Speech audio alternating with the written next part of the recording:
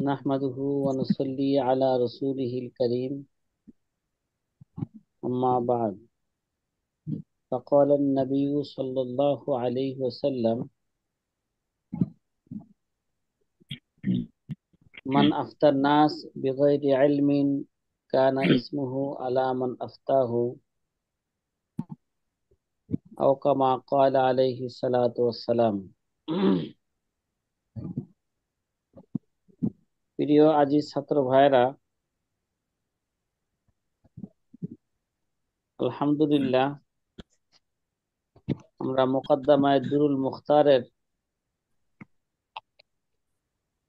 যে দ্বিতীয় বিষয়, এই মুকদ্দমার দ্বিতীয় বিষয় ছিল কাওয়ায়েদে ইফতা বা রসমুল মুফতি নিয়ে, ফতোয়ার নীতিমালা নিয়ে। আমরা গতকাল এই মুকদ্দমায়ে দুরুল মুখতারের থেকে আমরা তিনটা নীতিমালা নিয়ে আমরা আলোচনা করছিলাম। কাওয়ায়েদে ইফতা, তিনটা কাওয়ায়েদে ইফতা নিয়ে আলোচনা করছিলাম। ছাত্র ভাইরা, জি আপনারা কি আমার কথা শুনতেছেন? জি শুনতে জি পাচ্ছি। আলহামদুলিল্লাহ। জি আলহামদুলিল্লাহ। শুনতে আজকে আমরা একটা জরুরি বিষয় নিয়ে আলোচনা করব। এটা ছাত্রদের জন্য খুবই জরুরি বিষয়, যে কোন কওলের উপর আমরা ফতোয়া দিব, এটা আমাদের জানা জরুরি। কারণ শরহ কুদরত রাসূল মুফতির মধ্যে আমাদের প্রথম উসুল যাবে যে মুফতির জন্য জরুরি হইল রাজে কওলের উপর কি দেওয়া,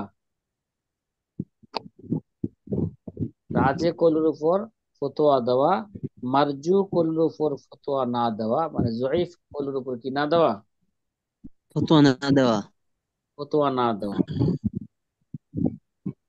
তে রাজে রাজে কোল কিভাবে বুঝবো? তারজি, রাজে কোল যাকে, যে কোলকে তারজি দেওয়া হয়েছে, ওই কোলের উপর কি দেওয়া, ফতোয়া দেওয়া। ক্লাস তাহলে রাজে কোল জান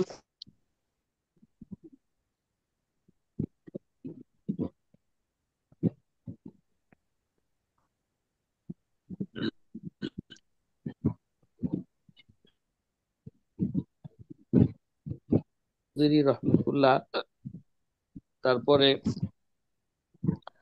আল্লামা কসিম মিন কুতলুবুগা রহিমাহুমুল্লাহ তাআলা, এবং তারই ছাত্র আল্লামা ইবনে হুমাম রহমতুল্লাহ আলাই, এবং তার ছাত্র আল্লামা কসিম মিন কুতলুবুগা রহিমাহুমুল্লাহ তাআলা, যে তারা হচ্ছেন আহলে তারজি। তারা কোন কলের উপর ফতোয়া দিতে হবে, কলের উপর আমল করতে হবে, তারা এটা কি করেছেন, ইখতিলাফি মাসালার মধ্যে তারা বিশেষভাবে নির্ণয় করেছেন কোন কলের উপর ফতোয়া হবে। তো ওই হিসাবে আমরা আগে ভূমিকা স্বরূপ আমাদের আজকের আলোচনা 4 নাম্বার উসুল বুঝতে হলে আগে আমাদের ভূমিকা স্বরূপ কিছু কথা কি রাখা লাগবে, স্মরণ রাখা লাগবে। বুঝতে হবে। সাথী ভাইরা, কথা কি বুঝতেছেন কি বললাম? জি জি জি উস্তাদ জি। জি এই জিনিসটা আগে জেহেনে রাখেন যে রাজে কোল, মানে যেই কোলটাকে তারজি দেওয়া হয়েছে, তারজি দুই প্রকার। কয় প্রকার বলেন? দুই তারজির প্রকার। সুরত হচ্ছে, তারজির সুরত হচ্ছে দুইটি। যে কোন মাসালায় আকওয়ালে মুখতালিফা এর মধ্য থেকে যদি কোনো মাসালার ক্ষেত্রে যদি ইখতিলাফ হয়, আর যদি বিভিন্ন কোল থাকে, তো কোনো মাসালায় আকওয়ালে মুখতালিফা এর মধ্য থেকে আহলে তারজি যখন কোনো কোলকে তারজি দেন, তখন তা দুই প্রকার হয়ে থাকে। কি বললাম? দুই কোন প্রকার হয়ে মাসালায় যায়। আকওয়ালে মুখতালিফা এর মধ্য থেকে আহলে তারজি গণ যখন কোনো কৌলকে তারজি দেন তখন তা দুই প্রকার। এই তারজি দুই প্রকার। এক নাম্বার তারজিহে সরিহ, আর এক নাম্বার তারজিহে ইলতিজাম। কি বললাম? তারজিহে তারজিহে সরি, সরি, আর আর একটা তারজিহে তারজিহে ইলতিজাম। ইলতিজাম। তারজিহে ইলতিজাম।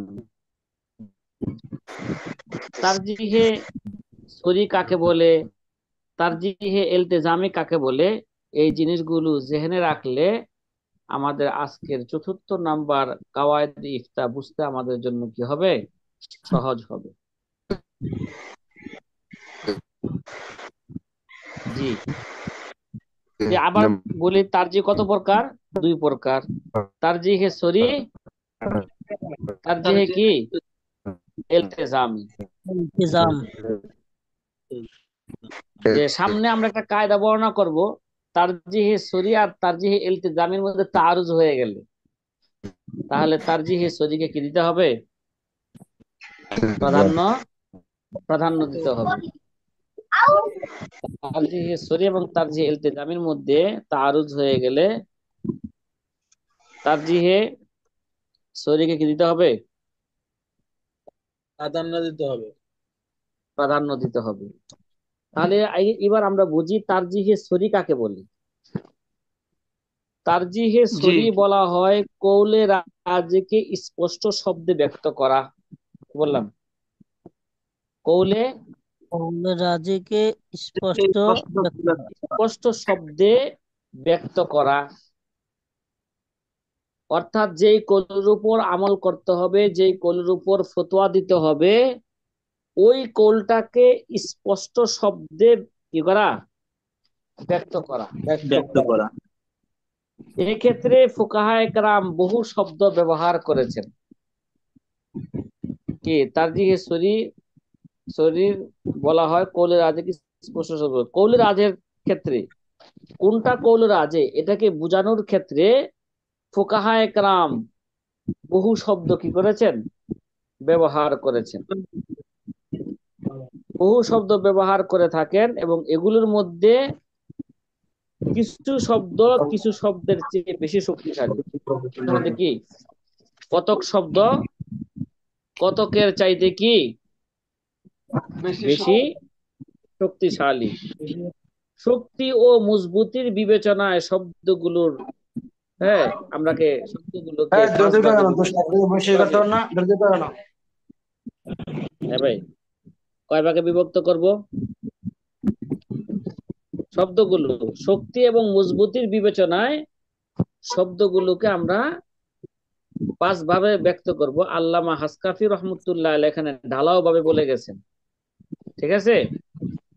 আল্লামা হাসকাফি কোন তারতিব ছাড়া কি করছেন? তারতিব ছাড়া বর্ণনা করেছেন।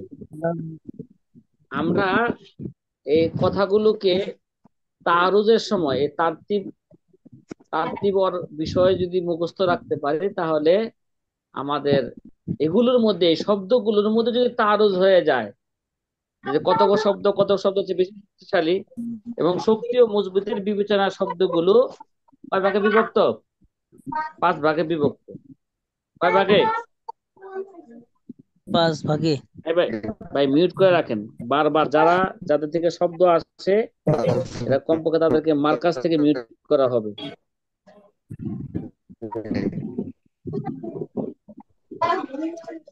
হুম, মিউট করে দেওয়া হোক।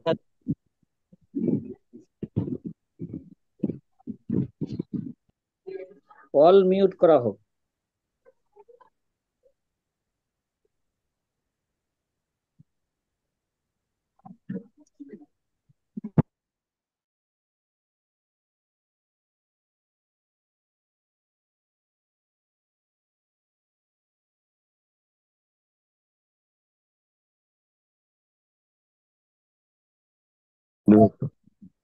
তো যে শোনা যাইতেছে না।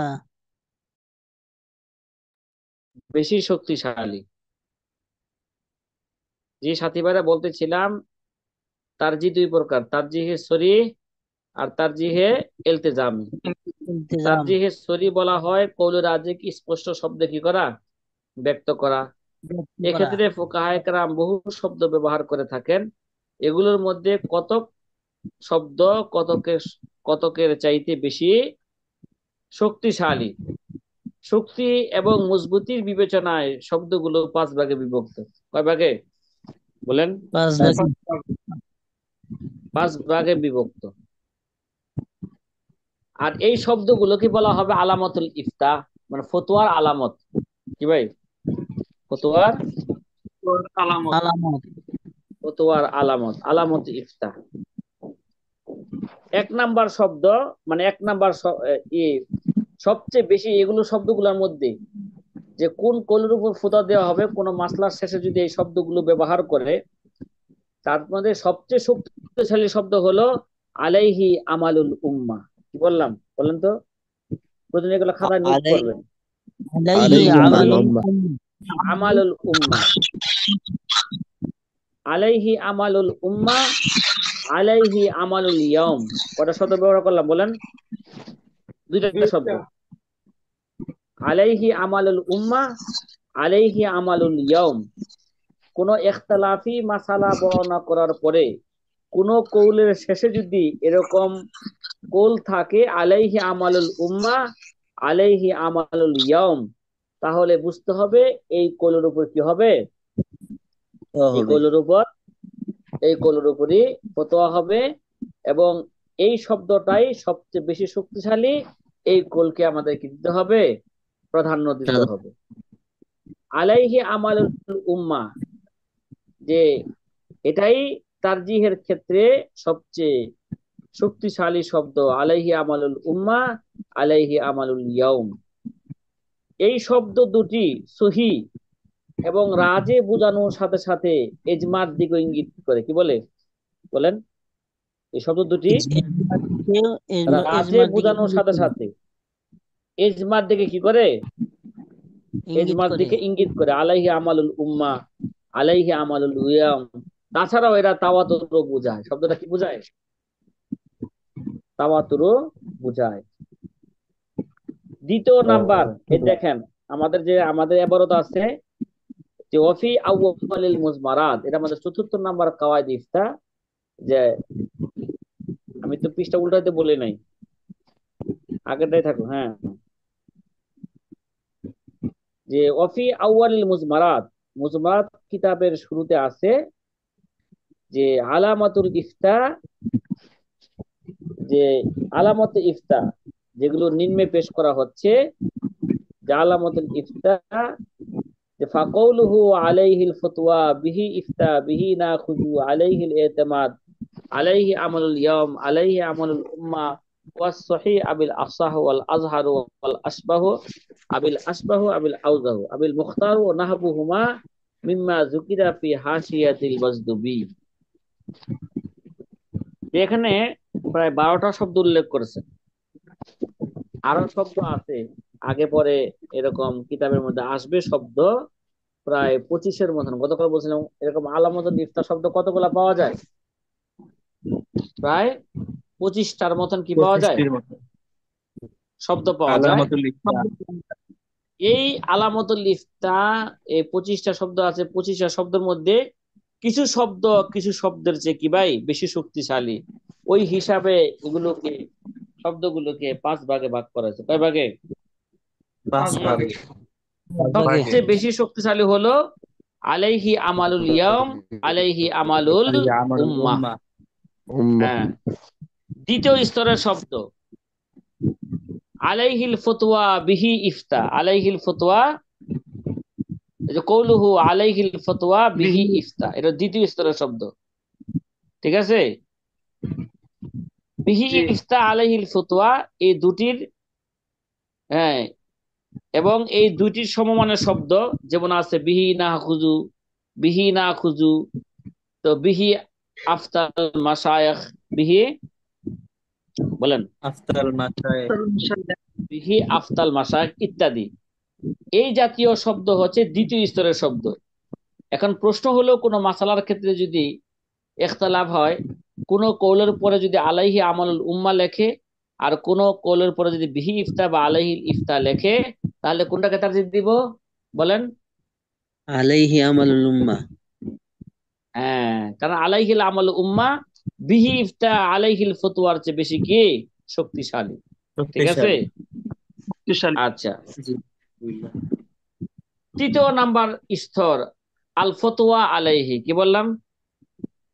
আল ফতোয়া আল আগে আলাইহি। ছিল ফতোয়া আলাইহি। আগে ছিল আলাইহিল ফতোয়া, দ্বিতীয় স্তরের শব্দ। বিহি ইফতা মানে হরফে জরকে আগে আনার দ্বারা কি করা হয়েছে? মুতাআল্লিককে আগে আনার দ্বারা এরা হসরের ফায়দা দিছে। কিসের ফায়দা দিছে বলেন? হসরের ফায়দা দিছে। হ্যাঁ, তৃতীয় স্তরের শব্দ আল ফতোয়া আলাইহি। আল ফতোয়া আলাইহি। আল ফতোয়া আলাইহি, এটা তৃতীয় স্তরের শব্দ। ঠিক আছে, যেটা আমাদের কিসের মধ্যে নাই? আল্লামা হাসকাফির এই মতনের মধ্যে শব্দটা আসে নাই, শুধু আছে আলাইহিল ফতোয়া বিহি ইফতা বিহি নাখুযু আলাইহিল ইতিমাদ আলাইহি আমালুল উম্মাহ আলাইহি আমালুল আলাইহি আমালুল ইয়াম ওয়াস সহিহ আবিল আসাহু আবিল আজহারু আবিল আসবাহু আবিল আউজাহু আবিল মুখতারু নাহবুহুমা মিম্মা যুকিরা ফি হাশিয়াতিল মুজদিবি বাজদাবি। কিন্তু এখানে আল ফতোয়া আলাইহি শব্দটা কি প্রথমে আনে নাই। ঠিক আছে, কথা বলেন না, পরে আনছেন। আল ফতোয়া আলাইহি এটা তৃতীয় স্তরের শব্দ। ঠিক আছে, যদি দ্বিতীয় এবং তৃতীয় স্তরের শব্দ তারুজ হয়ে যায়, কোনটাকে প্রাধান্য দিব বলেন? দ্বিতীয়টাকে দ্বিতীয় স্তরেরটা আগে। দ্বিতীয় শব্দ কি? বিহি ইফতা আলাইহিল ফতোয়া, এটাকে কি দিব? প্রাধান্য প্রাধান্য দিব। দিব। রাজের চতুর্থ স্তরের শব্দ আল আসাহু আস সহিহু, কি বললাম? আল আল আসাহু, আসাহু যেমন হুয়া সহিহ হুয়াল আসাহ আবিল আসাহ। তা আল আসাহু আস সহিহু এটা কোন কোন স্তরের শব্দ? এগুলো হচ্ছে চতুর্থ স্তরে। চতুর্থ স্তরের শব্দ। তৃতীয় এবং চতুর্থ স্তরের মধ্যে তারুজ হয়ে গেলে তাহলে তৃতীয় স্তরের শব্দকে কি দিব আমরা? প্রাধান্য দিতে তৃতীয় স্তরের শব্দকে প্রাধান্য দিব। প্রাধান্য দিব। ইনশাআল্লাহ। আচ্ছা, আর চতুর্থ শব্দ আল আসাহু আস সহিহ। কিন্তু এখন আবার একটা কথা আছে এখানে, সামনে আমরা আলোচনা করব। চতুর্থ স্তরের শব্দ দুইটা আছে, আল আসাহু আস সহিহু। আসার শব্দটা এর মধ্যে আবার ইখতিলাফ আছে। আসার শব্দটা কি বেশি শক্তিশালী নাকি সহি শব্দটা কি আছে কি সহি শব্দটা বেশি বেশি শক্তিশালী। শক্তিশালী? এই নিয়ে আবার আমাদের আমাদের উলামাদের মাঝে কি আছে? ইখতিলাফ আছে। উলামাদের মাঝে ইখতিলাফ আছে। মশহুর মশহুর কল হলো আসার শব্দটা বেশি শক্তিশালী, সহি শব্দ হচ্ছে কোনটা বলেন? আসাহ শব্দটি আসার বেশি শব্দটা কি বেশি শক্তিশালী। শক্তিশালী। আর কেউ কেউ বলছেন যে না না, আসার শব্দের চেয়ে সহি শব্দটা বেশি শক্তিশালী। যাই হোক, শক্তিশালী। কোনটা বেশি শক্তিশালী এই নিয়ে আমরা কি করব, এখানেও সংক্ষিপ্ত আকারে আলোচনা করব। সরহ উকুদ রাসূলের মধ্যে আমরা কি করব, এখানে আমরা বিস্তারিত কি করব, আলোচনা করব ইনশাআল্লাহ তাআলা। ইনশাআল্লাহ। তাহলে এখানে শুধু এতটুকু মন রাখি, যদি সহি এবং আসার মধ্যে তাআরুজ হয়, অর্থাৎ একই মাসালায় একটি কলকে আসা এবং অন্যটিকে সহি বলা হয়, তার মধ্যে শক্তিশালী কোনটা? এক্ষেত্রে ব্যাখ্যা হলো, যদি উভয়ের কায়েল একই জন হয়, কি বললাম? উভয়ের কায়েল যদি কি হয়, কি জন্য হয়? একজনই হয়, তবে কৌলে আসাই বেশি শক্তিশালী হবে। ঠিক আছে, কৌলে আসা কি হবে? বেশি শক্তিশালী হবে। বেশি শক্তিশালী হবে। আর যদি আসা এবং সহিহের নির্ণয়কারী দুই ইমাম হয়, তবে তবে এই ক্ষেত্রে ইখতিলাফ আছে। কি আছে? যদি ইখতিলাফ আছে। আসা এবং সহি এর নির্ণয়কারী দুই ইমাম হয়, তবে এই ক্ষেত্রে ইখতিলাফ আছে। কারো মতে কৌলে আসা বেশি শক্তিশালী, আবার কারো মতে কৌলে সহি বেশি কি শক্তিশালী। এই ইখতিলাফের দলিল আমরা কিতাব থেকে দেখে নিব। ঠিক আছে, বিশেষভাবে শরহ উকুদ রাসূলের মধ্যে কি ইনশাআল্লাহ আমরা দেখে নিব। পঞ্চম স্তরের শব্দ, কত নম্বর স্তরের শব্দ বললাম? পঞ্চম স্তরের। হ্যাঁ, পঞ্চম স্তরে ওই সব শব্দ আসবে যেগুলো যেগুলো এই কিতাবের মধ্যে আছে, ঠিক আছে, যেগুলো এই কিতাবের মধ্যে আছে পঞ্চমিশরের শব্দ, কিন্তু পঞ্চমিশরের শব্দ আবার দুই ভাগে বিভক্ত। কয় ভাগে বিভক্ত বললাম? দুই ভাগে দুই ভাগে বিভক্ত। বিভক্ত। দুই ভাগে বিভক্ত। কিছু আছে ইসমে তাফজিলের সাথে, কিছু আছে কি ইসমে তাফজিল ছাড়া, গায়ের ইসমে তাফজিলের শব্দ। যেমন ইসমে তাফজিলের শব্দ কি? আল আজহারু, মানে হুয়াল আজহারু, ওয়াল ওয়াল আশবাহু আশবাহু, ওয়াল ওয়াল আউজাহু। আউজাহু। পাইছেন? হ্যাঁ, জি আলহামদুলিল্লাহ। ইসমে তাফজিলের শব্দ আউজাহু, আল আশবাহু, আল আজহারু। আবার কিছু আছে এই পঞ্চম স্তরে, কিছু আছে গায়ের ইসমে তাফজিলের শব্দ। ইসমে যেমন মাফউলের। যেমন মনে করেন আল ওয়াল মুখতার। মুখতার, ঠিক আছে, ওয়াল ওয়াল মুক্তার। মুখতার, ওয়া আওলা, ওয়াগাইরা জালিক ইত্যাদি শব্দ আসবে, সামনেও আসবে, ঠিক আছে। তাইলে ইনশাআল্লাহ। তাইলে আমরা তারজিহে শরীর, তারজিহে শরীর কাকে বলে? তারজিহে শরীরকে তারজিহে শরীর অপর নাম কি বলেন? আলামত ইফতা। কথা কয় না। তারজিহে শরীর অপর নাম কি? আলামত ইফতা। আলামাতুল ইফতা। আলামাতুল ইফতা। তারজি কত প্রকার বলছিলাম? তারজি দুই প্রকার, দুই প্রকার। তারজিহে শরীহ আর তারজিহে কি ইলতিজামি। ইলতিজাম। আল্লামা হাসকাফি রহমতুল্লাহ আলাই এই জায়গায় এখন তারজিহে ইলতিজামির নিয়ে কি করেন নাই, আলোচনা করেন নাই। তারপর আপনাদেরকে ইঙ্গিত দেই, তারজিহে ইলতিজামির অনেকগুলো সূরত আছে। কি আছে? অনেকগুলো অনেকগুলো সূরত আছে। তার মধ্যে কমপক্ষে 5টা সূরত আমরা গবেষণা করে 5টা থেকে 6টা সূরত পেয়েছি। কয়টা? 6টা সূরত পেয়েছি। এক নাম্বার তারজিহে ইলতিজামির 1 নাম্বার সূরত হইল, মনে করেন খানিয়া বা ফতোয়ায়ে কাজী খান এবং মুলতাকাল আবহুরের মধ্যে তারজিহের জন্য এই বিষয়টি আবশ্যক করে নেওয়া হয়েছে যে যে কৌলটি মুসান্নেফের নিকট রাজে তাকে সর্বপ্রথম আলোচনা করেছেন। কোন কিতাবে বললাম? ফতোয়ায়ে কাজী খান এবং মুলতাকাল আবহুর। আবহুর এই দুই ফতোয়ার কিতাবের মধ্যে যদি কোনো মাসালার মধ্যে যদি ইখতিলাফ, হ্যাঁ, ইখতিলাফ হয়ে থাকে, ইখতিলাফ বিষয়ে যে আলোচনা করে থাকেন, তাহলে এই দুই কিতাবের নিয়ম হলো কৌলে রাজেকে তারা কি করেন, আগে উল্লেখ করেন। এবং আলামতুল ইফতা ব্যবহার, কৌলে রাজের জন্য আলামতুল ইফতা ব্যবহার করেন না। এই দুই কিতাবের নিয়ম কি বলেন? কৌলে রাজেকে তারা কি করেন? কৌলের রাজকে আগে উল্লেখ করেন। কৌলে রাজেকে আগে উল্লেখ করেন। এই দুই কিতাবের নিয়ম এটা, কৌলে রাজেকে আগে উল্লেখ করেন। তারজিহে ইলতিজামের দ্বিতীয় সূরত, এই দুই কিতাব ছাড়া সকল কিতাবে দালাইল সহ আকওয়ালে মুখতালিফা উল্লেখ করা হয়, যেমন হেদায় ইত্যাদি ইত্যাদি কিতাব, সেগুলোতে মুসান্নিফের নিকট যে কৌলটি রাজে তার দলিল সর্বশেষে উল্লেখ করার আবশ্যক নীতি অবলম্বন করা হয়েছে। এই দুই কিতাব ছাড়া অন্য অন্য কিতাব, যেমন হেদায় কিতাব, যদি হেদায় কিতাবের মধ্যে কোনো মাসালা যদি কি করে থাকেন, কোনো মাসালার মধ্যে যদি ইখতিলাফ বর্ণনা করে থাকেন, তাহলে দলিল সহ আকওয়ালে মুখতালিফা উল্লেখ করা হয়, ঠিক আছে। এবং মুসান্নেফের নিকট যে কৌলটি রাজে তার দলিল সর্বশেষে কি করা হয়, সর্বশেষে উল্লেখ করা হয়।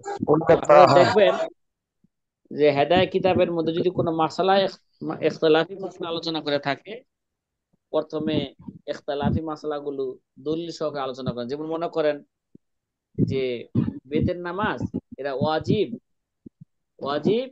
না সুন্নত, ঠিক আছে, প্রথমে ইখতিলাফ বর্ণনা করছেন। ইমাম শাফি বলেন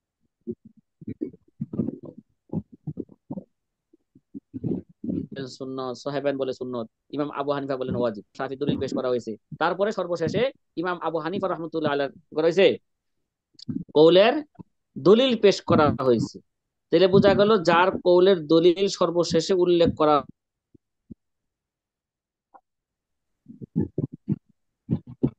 হয়েছে, যে এই নীতি হলো কৌলের রাজের দলিল সর্বশেষে কি করবে, উল্লেখ করবে। তাহলে হেদায়ের মধ্যে যেই যেই উল্লেখ মাসালার করবে। ইখতিলাফি মাসলার মধ্যে থেকে যেই মাসালার যেই কৌলের দলিল সর্বশেষে উল্লেখ করছে, বুঝতে হবে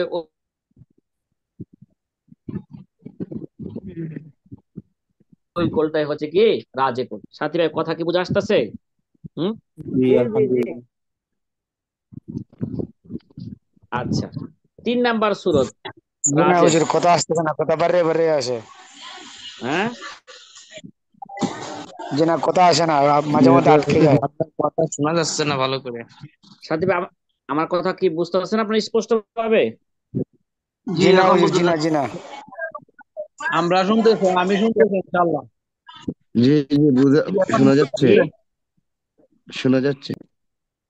এটা মাঝে যখন ওই যে নেটে বাড়ি দেয় তখন এরকম হয়। এখন বুঝছেন আপনারা? জি জি, বোঝা যায়। বোঝা হ্যাঁ, যাচ্ছে এখন। জি জি, ইনশাআল্লাহ। আলহামদুলিল্লাহ। আলহামদুলিল্লাহ বোঝা যাচ্ছে। 3 নাম্বার তারজিহে ইলতিজামের সূরত পানিটা আকওয়ালে আমার মনে আছে। মুখতালিফা এর মধ্যে জানি না। থেকে কোন একটি কৌলের দলিল উল্লেখ করে বাকিগুলোর দলিল উল্লেখ না করা দলিল যুক্ত কৌলের রাজে হওয়ার আলামত। কি বললাম? মানে আকওয়ালে মুখতালিফার মধ্যে থেকে কোন একটি কৌলে যদি দলিল উল্লেখ করলো, কিন্তু বাকি কৌলের কি করলো না, দলিল উল্লেখ করলো না, তাহলে যেই কৌলের দলিল উল্লেখ করছে এটাই হচ্ছে রাজে হওয়ার কি, রাজে হওয়ার আলামত। আলামত। আলামত।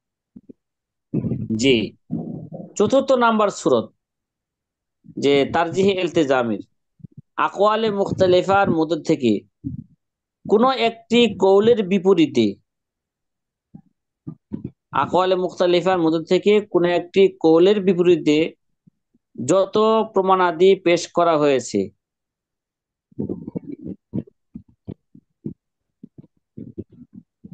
সেই সব প্রমাণাদির এবং সেই কৌলের সেই কৌলের সপক্ষে দলিলগুলোর জবাব না দেওয়াও তা রাজে হওয়ার আলামত।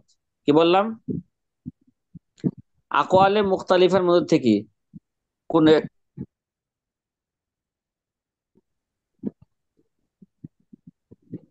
কোন একটি কৌলের বিপরীত পেশ করা হয়েছে, সেই সব প্রমাণাদির কি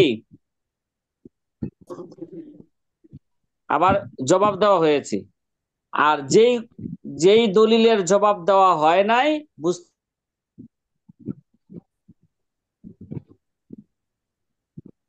হবে ওই দলিলটা হচ্ছে কি ভাই, রাজে।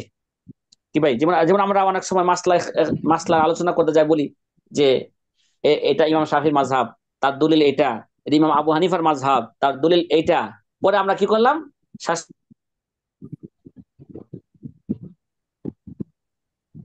শেষমেশ বললাম যে ইমাম শাফির দলিল দিলাম না, কি দিলাম, জবাব দিলাম তার দলিলটা মানসুখ অথবা দলিলটা জয়ীফ, আর আবু হানিফার দলিলে কোনো কি দিলাম না, জবাব দিলাম না। বোঝা গেল আবু হানিফার কোলটাই কি রাজে।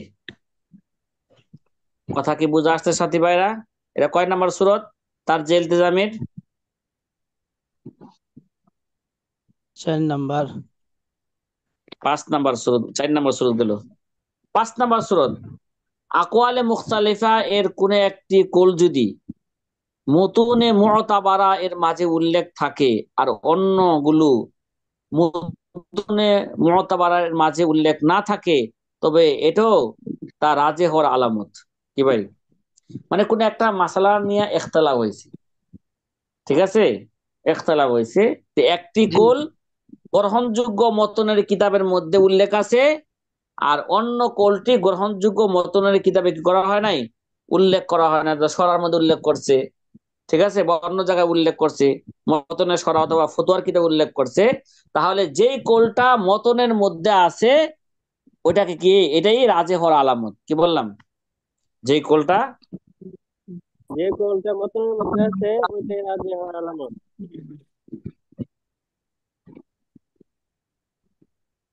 এটা কি রাজে হওয়ার আলামত। সাথী ভাইয়ের কথা কি বুঝতেছেন আমার কথা? জি জি জি জি জি জি, আলহামদুলিল্লাহ। ষষ্ঠ নাম্বার একটা সূরত। কত নাম্বার সূরত? ষষ্ঠ নম্বর। তারজিহ ইলতিজামের ষষ্ঠ নাম্বার সূরত হইল যদি কোন একটা কোল জোহরের রাতের মধ্যে আছে, আরেকটা কোল গায়রে জোহরের রাতের মধ্যে আছে। কি বললাম? একটা কোল কোন একটা জহির কোন মানে একটা ইখতিলাফি মাসলা, একটা ইখতিলাফি মাসলার মধ্যে মনে করেন একটা মাসলার মধ্যে ইখতিলাফ হয়েছে যে এক এক এক এক কোলের মাসলাটা জোহর রাতের মধ্যে আছে, অর্থাৎ ইমাম মুহাম্মদের 6 কিতাবের মধ্যে আছে। ঠিক আছে? কয় কিতাবের মধ্যে আছে? ছয়টি। 6 কিতাবে। ইমাম মুহাম্মদের 6 কিতাব, জামিউস সগীর, জামিউল কবির, তারপরে সিয়ারুস সগীর, সিয়ারুল কবির, আল মাবসুদ, আজ জিয়াদাত, এই 6 কিতাবের যে কোনো এক কিতাবের মধ্যে আছে। আর একটা কোল গায়রে জোহর রাতের কিতাবের মধ্যে আছে, মানে এই 6 কিতাব ছাড়া ইমাম মুহাম্মদের অন্য কিতাব অথবা ইমাম আবু ইউসুফের কিতাব বা ইমাম আবু হানিফা ছাত্র অন্যান্য ছাত্রদের কিতাবের মধ্যে কি আছে? আরেকটা কোল উল্লেখ আছে। যদি আমাদের আসহাবে তারজিগণ জোহর রাত বা গায়রে জোহর রাতের কোন কোল কিতাব যদি প্রাধান্য না দিয়ে থাকেন, তাহলে জোহর রাতের মধ্যে যেই কোলটা আছে এই কোলটাই হচ্ছে তারজিহ হওয়ার আলামত। কি ভাই, এই কোলটাই কি জোহর এই কোনটাই তার তারজিহ হওয়ার আলামত। আলামত? সাথী ভাইরা আমার কথা কি আপনি বুঝতে পারছেন? হ্যাঁ, জি আলহামদুলিল্লাহ। যদি আমার কথা বুঝে থাকেন, আমার এই ভূমিকা যারা যদি একটু লম্বা হয়েছে ভূমিকাটা, আশা করি আমার এই ভূমিকা যদি আপনারা স্মরণ রাখতে পারেন, তাহলে সামনের এবারত এই ৪র্থ নাম্বার কায়দাটা বুঝতে আপনাদের জন্য একেবারে কি হবে? সহজ হবে। এবং শরহ কুদুর রাসূল মুফতি তো আমরা যখন আলোচনা করব তখনও আলোচনাটা বুঝতে আপনাদের জন্য কি হবে? সহজ হবে। আল্লামা শামী রহমতুল্লাহ আলাই শরহে উকুদে রসমুল মুফতির মধ্যে, শরহে উকুদে রসমুল মুফতির মধ্যে তারজিহে ইলতিজামে এবং তারজিহে শরীকে তিনি শের আকারে বর্ণনা করেছেন। যদিও সুস্পষ্ট বলেন এই তারজিহে তারজিহে ইলতিজামে, এগুলোকে তিনি কি আকার বর্ণনা করছেন বলেন?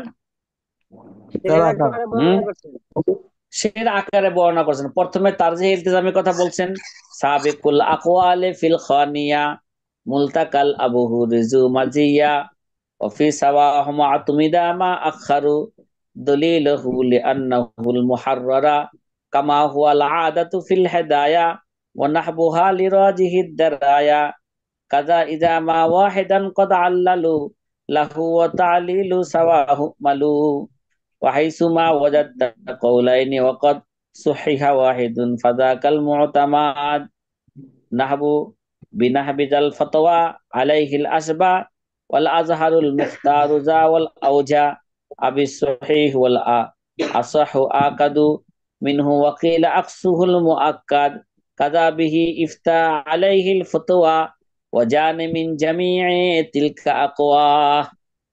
আল্লামা শামী রহমতুল্লাহ আলাই এগুলোকে শের আকারে তিনি কি করেছেন?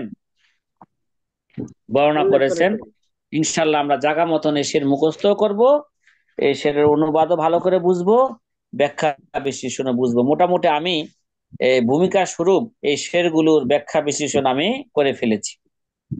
এবার আমরা মূল কিতাবের এবারতে আসি সাথী ভাইরা। ঠিক আছে? ওয়াফি আউয়ালিল মুজমারাত কিতাবের শুরুতে আছে আম্মাল আলামাতুল ইফতা, আলামতে ইফতা মানে ফতোয়ার প্রধানের নিদর্শনাবলী, যেগুলো নিম্নে বর্ণিত শব্দগুলো ফাকাউলুহু আলাইহিল ফতোয়া বিহি ইফতা বিহি না খুজু। ভাই আলাইহিল ফতোয়া এটা কত নাম্বার বলছিলাম? এগুলো এই শব্দগুলোর মধ্যে একটা একটা বেশি শুরু দিলি তা আলাইহিল ফতোয়া কত নাম্বার বলছিলাম? এগুলো শব্দগুলোর মধ্যে 5টা স্তর আছে না? আলাইহিল ফতোয়া কত নাম্বারে বলছি? 2 নম্বরে। এটা 2য় নাম্বার স্তর শব্দ। আলাইহিল ফতোয়া বিহি ইফতা দুটোটা 2য় স্তরের শব্দ, বিহি না খুজু 2য় স্তরের শব্দ, আলাইহিল এতেমাদ 2য় স্তরের শব্দ,